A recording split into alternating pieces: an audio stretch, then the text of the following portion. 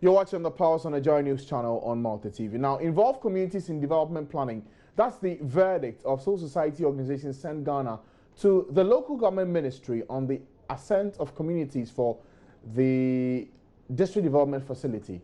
At the launch of the first assessment of the DDF since its inception in 2006, Send Ghana revealed that the lack of assessment and monitoring of the project has been a major setback. Explaining, civil society advisor at Send Ghana, Mukaila Adamu, said though the assessment for qualification by the district is rigorous, the local government ministry must also include the community as well as punitive sanctions for defaulters. On the issue of delays in releasing the District Assembly Common Fund, Mr. Adamu said the gaps have been filled. Normally, assessments are done in previous year and the allocations are released in the next year. For instance, 2013 assessment is conducted in 2014 and funds for that assessment released in 2015. So it's always a year behind. So I just want to draw the attention to the fact that the facility being in arrears for 3 years may not be so. We can say it's in arrears for 1 year. So that's actually Mr. Amidu. He is a representative from the local government ministry who made it to the launch of this report on the monitoring of the DDF. Let's get more details now from Mr. Mukaila Adamu. Yes, he is the Civil Society Advisor at Send Ghana. Thank you for coming, sir. Thank you. Well, when I first saw this report, I asked myself, how many people in Ghana even know what the District Development Facility is? Help us understand, what exactly is this facility about? Thank you very much. The District Development Facility is just like the District Assembly Common Fund, which is given to all districts to help in their development.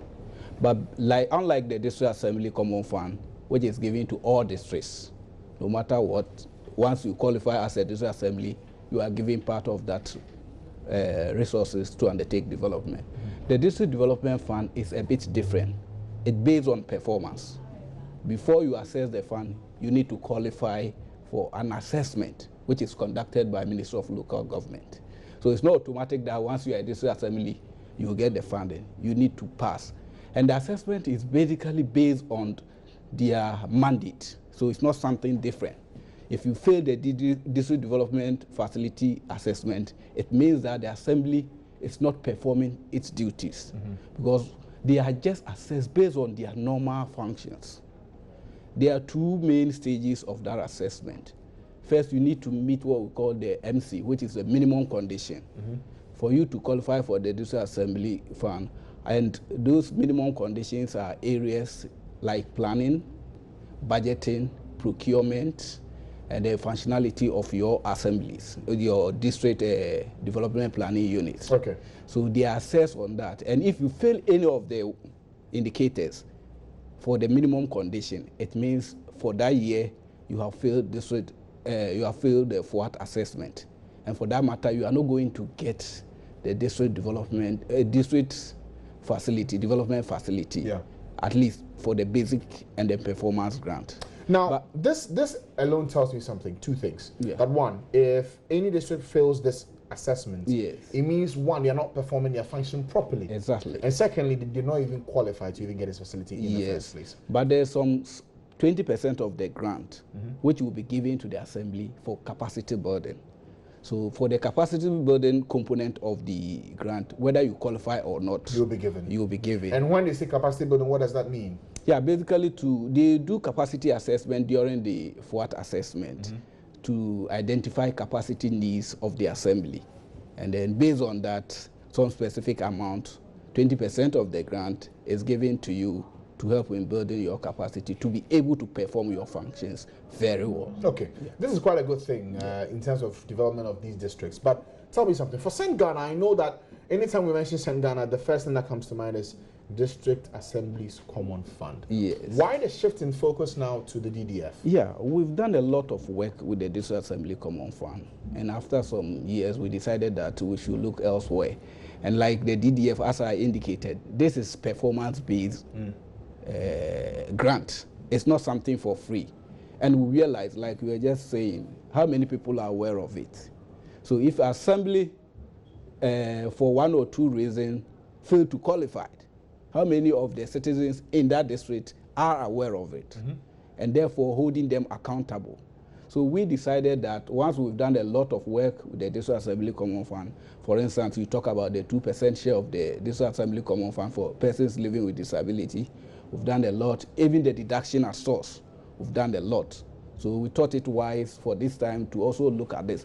Basically because, one, it's 30% funded by government and 70% from donor funding. Okay. Which means that if we don't implement it well, it's likely that donors will not be happy and will draw from that. So that is the more reason why we decided to look at the digital development facility. Okay, that is good. Now, in your assessment and monitoring of the DDF, even though it's new, what are some of the things you found? How many districts, first of all, are unable to access this fund? Yeah, from this facility. Actually, we collected data from 25 districts out of the 30 districts that we selected from 2011 to 2013.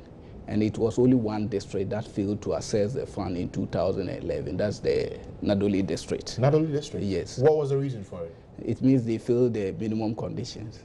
They were not doing their work well. For instance, the constitution of their DPCU, preparing of annual action plans. Sorry, what is DPCU? That is the planning unit of the assemblies. Okay. Yeah, they have a law for its constitution and also its functionality. It's supposed to be meeting quarterly. So they look at all these things. So if you fail any of there are 8 indicators under the minimum condition. And if you fail any of them, it means that you have failed the whole assessment. Okay. Yeah. So 1 out of the 25 did not qualify. Yes. For those who even made it, what are some of the things you found out in your monitoring? Are they using the money judiciously as they should? Sure. What we found out basically was the fact that when it was introduced in 2008, only 38% of assemblies in the whole country qualified. But if you look at the last assessment, which is 2013, about almost 90 to 95% of all the assemblies actually qualified. Out of a total of 216 assemblies. So which means that actually it has helped assemblies to perform their duties very well. Like I indicated, it's based on performance. So if you pass the minimum condition, it means that the assembly is performing its duties. Okay. So generally we realize that it has actually built the capacity of assemblies to perform their mandate. That is the first findings. We also realized that the District Development Fund is in arrears. Those who actually qualify for 2013, as of 2016 that we're collecting the data, have not received funding from the DDF Secretariat. For 3 years? For 3 years. What's the problem? Yeah, well, the problem is that part of the fund, that is the 30%, is supposed to come from Government of Ghana. And sometimes it's difficult raising this counterpart funding, and that is one of the causes of the delay. Okay, so it means that for the donors, their money is ready. Yes. But the 30% that's supposed to come from government, that is the issue, has not come through. Yes, that is for the past 3 years since 2013. Not that, but that causes the delay. Okay. Until that money is raised, they are not prepared to disburse the fund unless they get 100%. So the donor fund could be ready, but they will also be waiting for government to release its counterpart funding of 30%. And since your last check from 2013, 2016, they haven't paid? No, you see, the last assessment is 2013. Yes. They are not doing they carried out the 2014 assessment around early this year. So that means that one will come around 2017, 2018. Okay, so surely we'll get the details sometime later. But does this mean that with this that you're monitoring, your eye is off the Assembly Common Fund assessment? Totally? You've shifted totally to the DDF? Not really. We are still monitoring the two. Okay. But our emphasis is on the research and development facility. As we indicated, our research finding even shows that 9 out of 10 people do not have information about the district development, even including unit committee members who are supposed to be part of the assembly. Okay, but one thing worries me here. Now, you've already mentioned that some of them are not getting the money. That's fine. Others also qualified. Yes. Others did not qualify at all. Yes. The numbers considerably, if you look at 216 districts and only 90 are getting it, that means that quite a number of them still have a lot of work to do. Exactly. Is that not also down to the fact that these districts don't get the funds needed to do their jobs? Is that not it? No, like I indicated, if you look at the indicators for assessment, you have district planning unit, and it's not functional. You are not attending meetings. You are supposed to prepare annual action plans. You are not preparing your annual action plans. Maybe because there's no action. Well, they have the medium-term development plans, which is for 4 years, and each year they are supposed to go into it and select some project for the year, and that is the annual action plan. So how difficult is it? Do you need to get resources to do this? No. You have to prepare a procurement plan. Is it in place?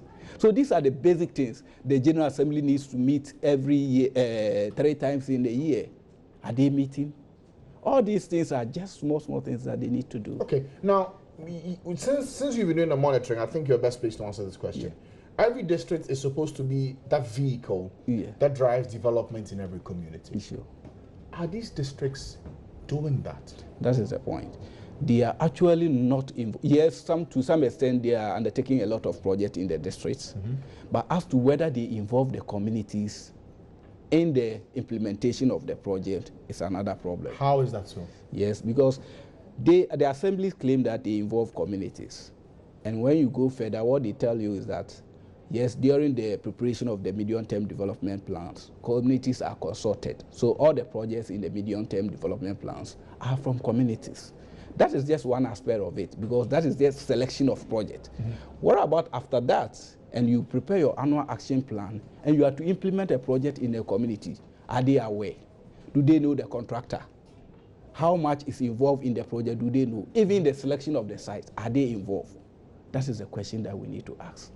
So in terms of selection of the project, yes, communities are involved. But when it comes to the issue of implementation, monitoring of the projects, they do not even know when the project is going to start and when it's going to end. How do they monitor? How much is involved? All these things are not known to communities. And the assemblyman who is supposed to be giving communities these information are also not doing their work. So everything is left in the hands of the contractor. As you can see, about 30% of projects started in 2013 were not completed as at the time we were doing the research. Why? Because delay by contractors. Not because there's no money, but just delay by contractors. Because nobody is monitoring the contractor. The communities that are supposed to be monitoring are not aware, they don't know much about the contract, so they are not monitoring them. Okay, so clearly there's a gap that needs some filling. Yes, but for Send Ghana, what is your plan here in terms of helping to monitor for this DDF? Thank you very much. Send Ghana is different from other research institutions because we are not interested in just coming out with the findings and just leave it like that. So what we're going to do, at least in the 25 districts that we collected data, we are going to use this same report to engage all the assemblies. We are going to organize what we call district dialogues, where we'll bring all these assemblies and we'll present the findings, and together we'll see how best we can deal with some of these issues. How then you also deal with the districts that are not performing, that are not doing things right? How do you help them to get on track? Yes, like I said, we're going to have that meeting, so that in that meeting we'll bring all the stakeholders in the district together to discuss, and then to see how best communities should, the point is that communities should be aware of it. If they are aware of it, they will rather put pressure on the assemblies to perform. Because if you don't perform, what it means that you are losing money for a district, which could have been used to provide schools, hospitals, chief compounds for our districts. So that is why we want communities to know what is happening, so that they can hold their assemblies to account. Okay, I need to find out something. For this facility, what kind of projects does it cater for? So are we talking school buildings? What are we talking about? Yeah, that is a discretionary fund given to the assembly to implement their medium-term development plans. So the assembly can decide what to use the funds for. But basically looking at the project, that about almost 70% of the project were into education, and the rest health sector. So basically, most of the assemblies are using it to construct classrooms as well as chip compounds. Sorry, did you say chip compounds? Chips compounds, because I know for the chips compounds, there's quite an elaborate program by government to cater for that. Yes. Nonetheless, the DDF is taking care of this? Yes. Some of the communities, some of the districts are using the funds to construct chiefs compounds. Okay, Yeah. okay. Thank you so much for coming, Mr. Mukaila Adamu. Clearly, a lot of work needs to be done in the districts across the country for development, but this report will help us to identify these ones and see what we can do collectively to monitor the reports so we see development, real development in our district. But thank you for coming, sir, for your time.